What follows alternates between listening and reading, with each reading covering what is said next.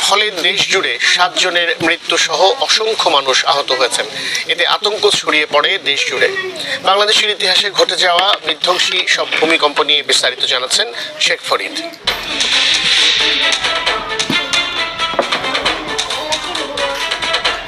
আল্লাহ তাআলার অপার মহিমায় মানুষ যেমন উপভোগ করছে জীবনের নান্দনিক সৌন্দর্য, তেমনি ঝুঁকি থাকে প্রকৃতির নিষ্ঠুরতম প্রতিশোধে। প্রকৃতির এমনই এক প্রতিশোধের রূপ হলো ভূমিকম্প। ভয়াবহ এই প্রাকৃতিক দুর্যোগে মানুষের কোনো হাত নেই, আবার শত চেষ্টা করেও মানুষ একে থামিয়ে দিতে পারবে না কোনোভাবেই। পৃথিবীতে সবচেয়ে বেশি ভূমিকম্প হয় জাপানে। ভূকম্পন প্রবণ এলাকা রয়েছে বাংলাদেশেও। সাম্প্রতিক বছরগুলোতে বাংলাদেশে স্বল্প ও মাঝারি মাত্রার বেশ কিছু ভূমিকম্প